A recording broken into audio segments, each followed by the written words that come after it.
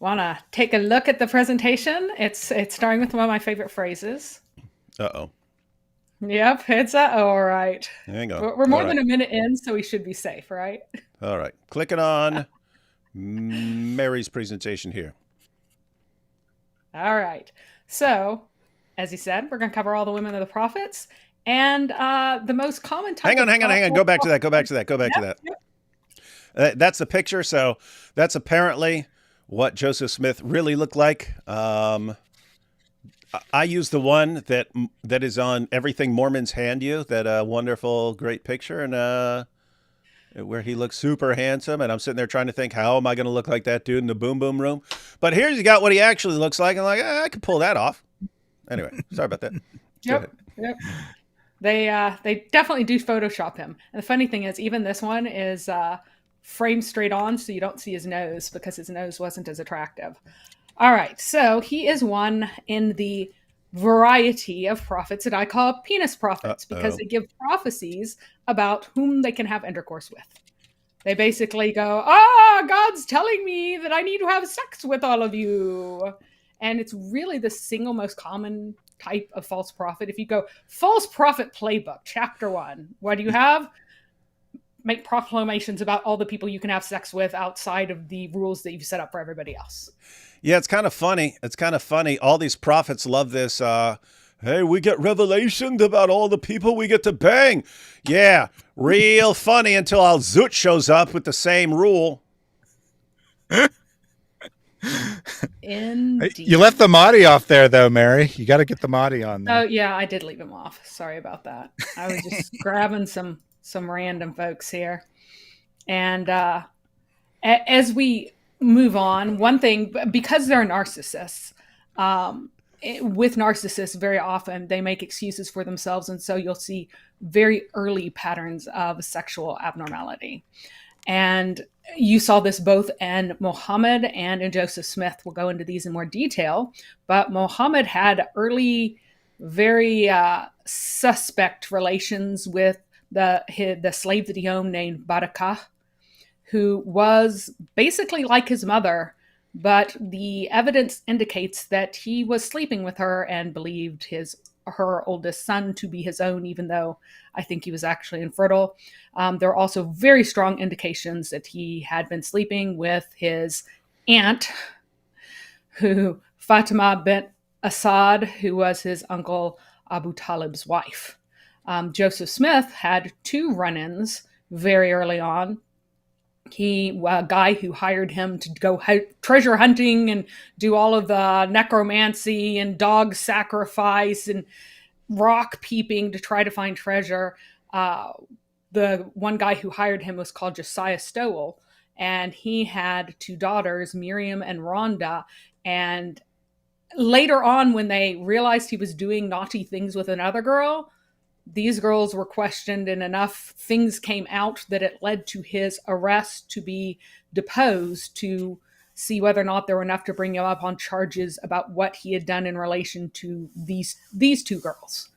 Um, After he married, when he was in his 20s, a girl named Eliza Winters was much in his house, and basically the situation with her caused him to flee Harmony, Pennsylvania. They always talk about, oh, the oppression, my oppression. I have to leave this place because of oppression. No, he had to leave places because he kept messing with people's daughters and he wanted to get beyond the arm of the law. He left Harmony after getting in trouble for Eliza, and he left uh, New York after getting in trouble about what he'd done back in Pennsylvania with Daughters of the Stowell Hang family. on. Hang on, hang on. This Baraka woman, Mm-hmm. Muhammad's slave. Mm-hmm. Sometimes I tell you guys I forget stuff unless I use it regularly. But if you go back, I'll remember stories, but not remember the names and stuff. There was the woman who drank Muhammad's pea pot. She drank out of Muhammad's pea pot, and then he That's said, her. "Oh, that's her." Okay, yeah, that's Yep, that's her. okay. That's a thought that name sounded familiar. Now I know. This is the woman who drank out of Muhammad's pea pot and then found out that it was Muhammad's pee, and he said, "Oh, your stomach you'll never get a stomach problem again because of my miracle pee." Yep. Now we know Because where that. hijab gets all that golden shower stuff he's into. Oh yeah. Oh yeah. So she was probably 12 years older than him, and she was the closest to a mother that he had. She is the reason that he spoke Ethiopic because she was Ethiopian. And she had a child named Ayman before being married to Zayd ibn Haritha. And a bunch of other sources, like the sources try to cover this up, but her name is Amen, which means that that has to be her oldest son. And sources will do weird things like make him a tiny child later on, attribute him to completely wrong people because they're trying to cover over the fact that this is when he's from. And it's very evident whenever he does things in other places that he's an adult at that time, and these other things are fictional, aside from which she would have to be miraculously made pregnant at a very advanced age for the other narratives to be true. So, Mohammed seems to have believed that this child was his, but his clan refused to recognize her because A, he was from a slave, and B, she was black, and they thought both of those things were shameful.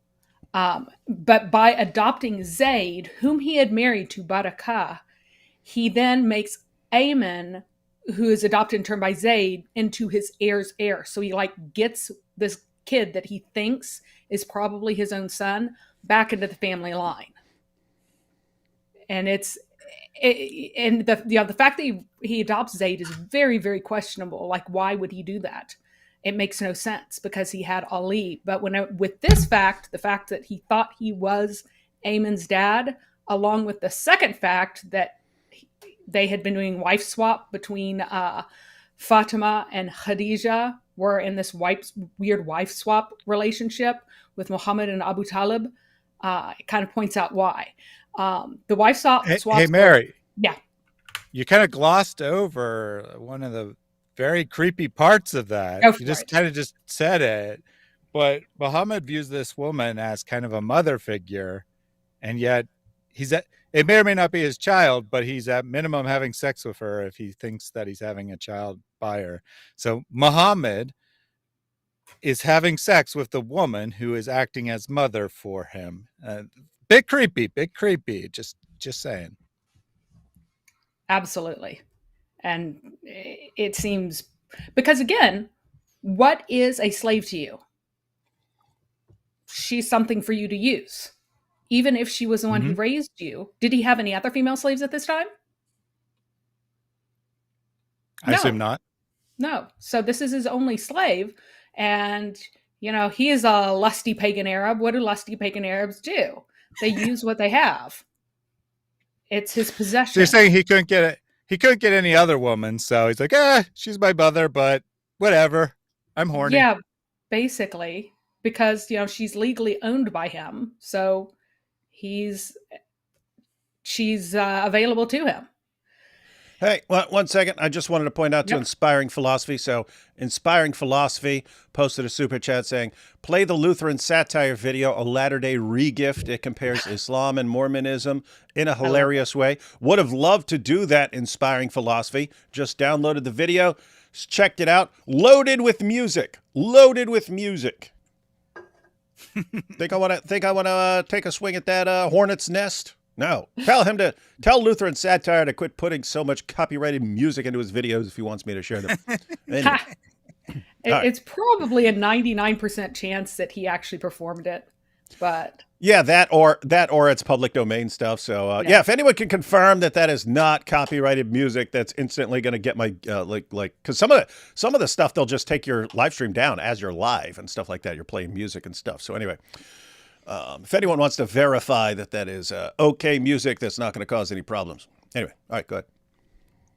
All right, so the next individual was his aunt, and Fatima is the next closest thing he has to a mother. This is even worse because so both his mothers?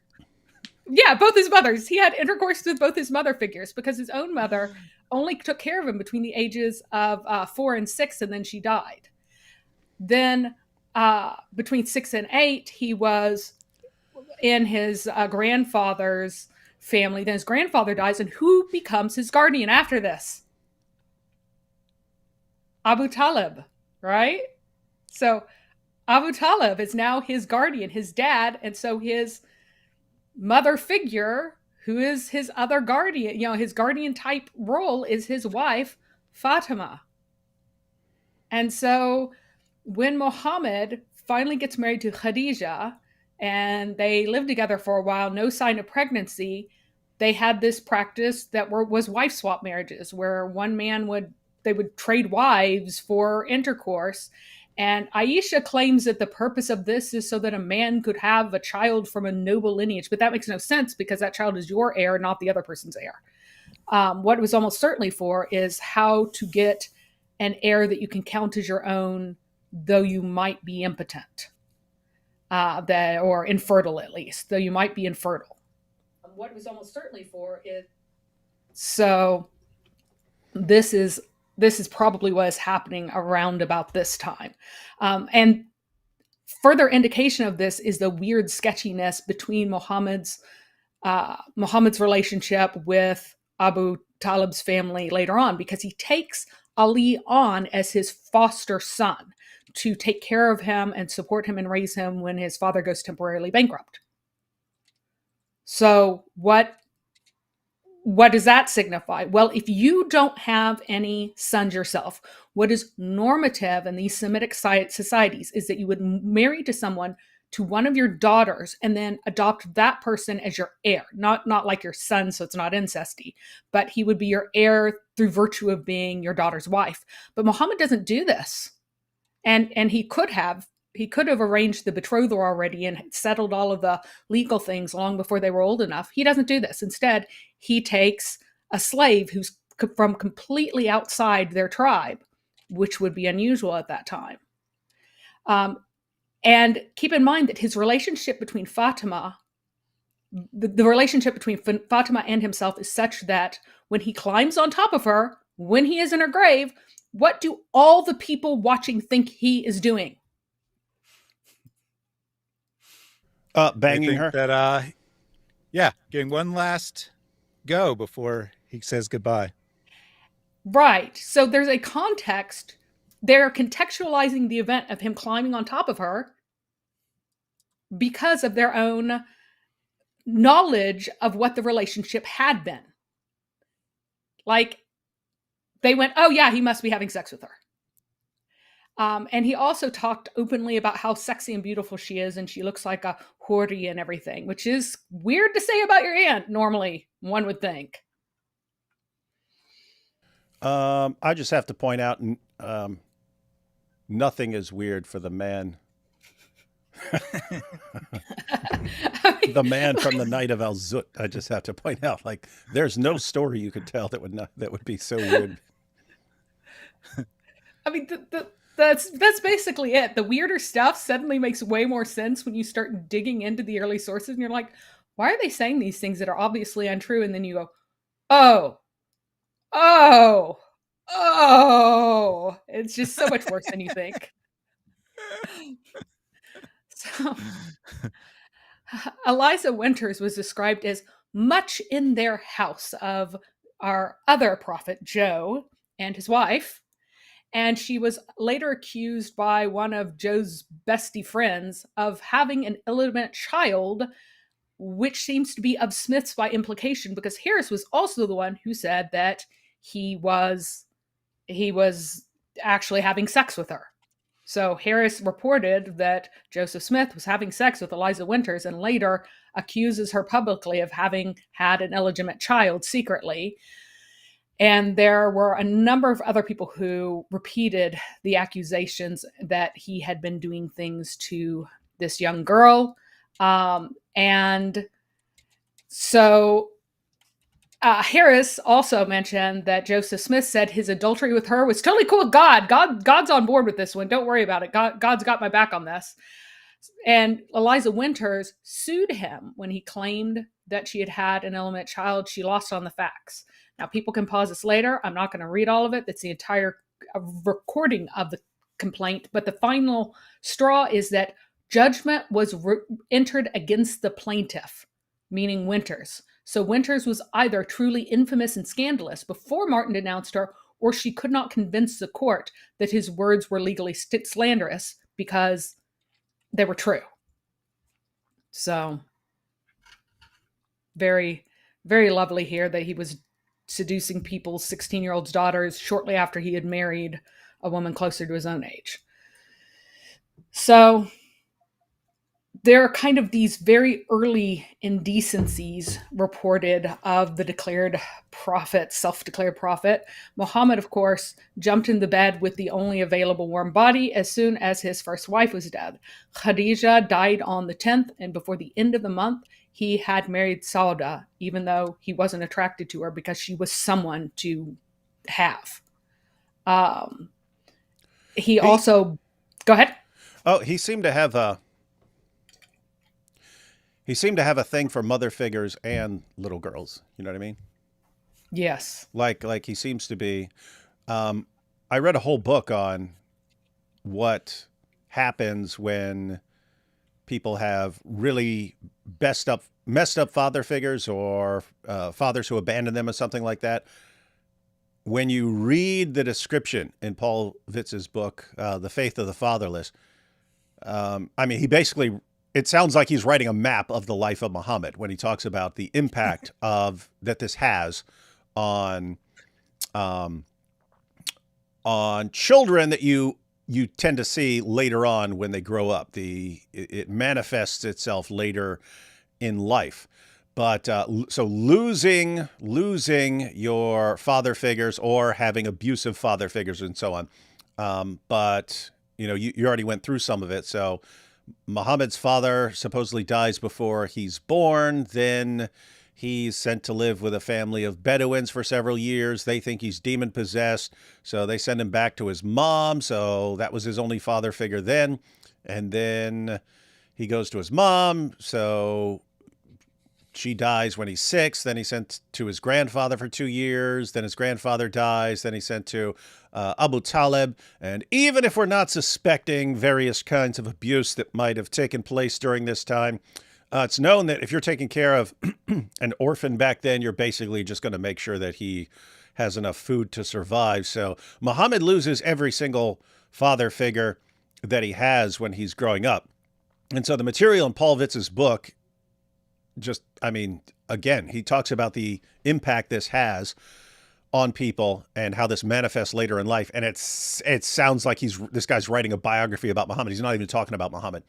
But there are also the mother issues, because he also lost his Bedouin mother figure, and then his real mother dies. And there's the story much later in life where he's passing by his army's marching by his mother's grave, and he goes, and it says he cried until his beard was soaked with tears and so on. So he clearly had mother issues. But I mean, just think. I mean, he marries Khadija. She's old enough to be his mother. You've got these other women who are old enough to be his mother. And then super creepy, when he thinks he's demon possessed in the cave, what does he do? He tries to hurl himself off a cliff, and then when the demon won't let him hurl himself off a cliff, he runs to Khadija. Cover me, cover me. He runs. What man runs to his wife if he thinks a demon is attacking him? But Muhammad did, and it's cover me, cover me. It's like a little kid. I mean, he's 40 years old. He's running to Khadija like a little kid, like my little son, my little 7-year-old or something like that would run if he thought he saw a monster or something like that, and I wasn't around. He'd run to his mom. That's what Muhammad is like, and it's like, this guy's seriously psychologically screwed up. And it sounds like what we've got here with Muhammad and Joseph Smith is that these dudes had some messed up stuff early in life, and then it all manifested throughout their lives and in their revelations. What a coincidence. Yeah, Joseph Smith's own father basically bankrupted the family doing this crazy treasure hunting, mystical magic nonsense, and his mother was super into it too. And he managed to kind of convince them that he could he could do the special things that they were like seeking to do. And so he had this prove myself to mom and dad thing forever. And their family was extremely poor. They lost the farm because of their shenanigans and their treasure hunting and nonsense. And he's like, I will prove all their hopes true. I'm the one that everything hangs on.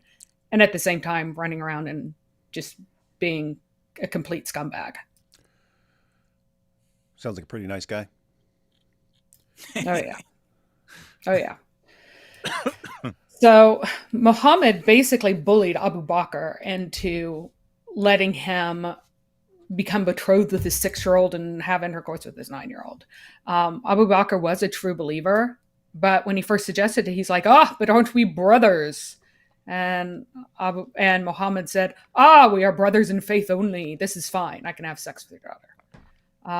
So apparently being the mother of the believers is something that would cause incest, but being brothers won't. Because. That's good to know. Yeah. It seems awfully convenient. Awfully convenient. No, it's just helpful if I ever decide to start a sex cult like Muhammad and Joseph Smith. Well, you could plan ahead. See, Muhammad forgot, and he accidentally said, his wives are the mothers of the believers, and then he said, and he is your father, and he had to abrogate that because they were like, wait a second. Wait a second. If mothers of believers means that we can't have intercourse with them after you divorce them or you die, what does his father mean? Are you like committing incest with all these women? Yeah, everyone who's watching, still, even though the perfect preservation myth has been just absolutely crushed, you'll still have regular Muslims that you talk to in the streets who aren't aware of this sort of thing and so on. And so lots of times they'll challenge you to show any change in the Quran and so on. If you have a Yusuf Ali Quran, the one that includes the commentary, just take them to Surah 33, verse 6, Surah 33, verse 6. And read the verse and then read the commentary. So the Quran you have today does not mention that Muhammad is the father to the believers, but the footnote points out that Ubay ibn Ka'b had that in his Quran. Yeah. Because the rest of the community would abrogate stuff, and Ubay would, I heard this from Muhammad himself like this, so I'm just going to stick with this one and stuff. And later on, that's part of the reason you just had to eventually start burning stuff, is you ended up with all these kinds of differences and so on. But yeah, so it ends up in the Quran that Muhammad is the father of the believers. The women are the mothers, and Muhammad is the father. Then, of course, that has to get taken out, because Muhammad's mental war on father figures, which is the result of childhood trauma. And so what's the message? You get only father figures. You get only mother figures in Islam. You don't get father figures, especially if you're an orphan. By the way, that's Surah 33, verse 6. If you go to Surah 33, verses 4 to 5, the two verses right before it, that's where Allah abolishes adoption in Islam. I mean, think about how screwed up this is. One of the most humane practices ever, adoption. Allah abolishes it to cover up for Muhammad. But you have it right there, Surah 33, verses 4 to 5. Allah abolishes adoption, and then Muhammad's going to be your father figure. Yeah, you don't need a human father to adopt you and so on. Muhammad's going to be your father figure. Then that gets abrogated. What's the message? Hey, if Muhammad didn't get a father, none of you do either. Better luck next time. Oh, hang on. Before we jump into a new section, let's Inspiring Philosophy's moaning and wailing about this. He said the music's at the beginning and the end, so I chopped off the music. So we can go ahead and listen to this little video, and maybe he can quit whining for like 5 seconds. Anyway. Fantastic. You guys seen this before? It is a good video. I have like 5 times. I keep sending it to Muslims, and it makes them so mad. I may have seen this. Whenever I hear Lutheran satire, I remember Horace Ruins Christmas or something like that, which I watched like 20 times. This I may have seen. I don't know. I cannot recall what it's about. But let me go ahead and I have to pull this up. I just transferred the file over. So, all right, you guys ready? This is what Inspiring Philosophy demanded we watch. Oh, here we go. Hello, Satan. Hey, Pazuzu, what's up, man? What? Well, don't you remember what today is? Hey, Lutheran satire. Don't know if you're watching this, but this is annoying to watch if you have headphones on. You got one voice coming out of one headphone and the other voice coming out of the other headphone. This is amateur hour. I can show you how to fix that. And I would have fixed it if I'd have known before we started playing it. But anyway, let me back up. Hello, Satan. Hey, Pazuzu, what's up, man? What? Well, don't you remember what today is? Arbor Day? It's my birthday. Did you forget? No, I was just seeing if you forgot. So, did you give me what I asked for? You know, a brand new false religion with which I could deceive countless American souls. Did you get that for me? Hey, these effects aren't very special. I feel like I can make this level of quality video just by cutting some stuff out and putting a picture behind it. I feel like I can do it. Anyway, sorry about that. Yep. Really? Uh-huh. So you didn't just totally forget about it, and now you're going to repackage some old heresy and try to pass it off as something new? No way, bro. Awesome! So can you tell me what this completely new religion is like? Sure. So this religion is centered around like a supposedly illiterate prophet who goes off by himself to pray about the religious unrest in his day. Yes. And this prophet is visited by an angel who tells him that the one true religion has been lost and that the prophet needs to reclaim it. This is starting to sound familiar. Then, in a way that's completely and deliberately unverifiable, God reveals a new holy book to the prophet that's called The Quran? No, it's called the Book of Mormon. And what does this book teach about the Bible? It teaches that the Bible used to be true, but then a bunch of Christians changed what it originally said, even though, of course, there's no evidence for that ever happening. Ha! I have to break. Have to introduce our friend Lutheran satire to a little argument called the Islamic Dilemma, buddy. The entire parallel breaks down. I see no similarities between these two religions. Yeah, I'm pretty sure I've heard this before. And what does this religion teach about the Trinity? That it's a lie invented by the Christian church. And what does it say about how we're saved by grace through faith in Jesus? That it's a lie invented by the Christian church. And what does this book teach about good works? That your good works get you into heaven, but there's like a bunch of different levels of heaven, and that like the highest level is reserved for those people who have lived the lives of like the most perfect submission to God's will? Yeah, I'm pretty sure this religion already exists. What? Dude, no, it's like totally new. Really? Is there any chance that this religion is pro-polygamy? Yes. And what are the odds that after the death of the prophet, there will be a split between people who want to follow his blood relative and those who want to follow another guy? Approximately 100%. And I'm guessing that this religion will alter its theology when it becomes politically expedient to do so? You guessed correctly. Okay, this is obviously that same religion you invented in the 7th century. What are you going to tell me next? That the name of this religion's prophet is going to be Mohammed?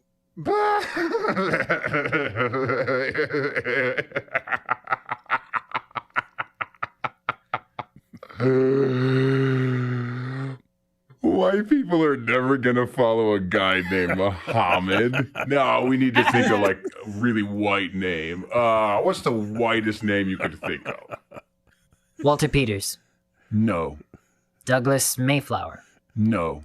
George Winchester. No. Hunter Billingsley. He's got a point. Like, there is a much whiter name than all of these. No. Franklin Peabody III. No. Philip Clark. No. Rippleton Hallbanks. Clark Phillips. No. Wilson Phillips.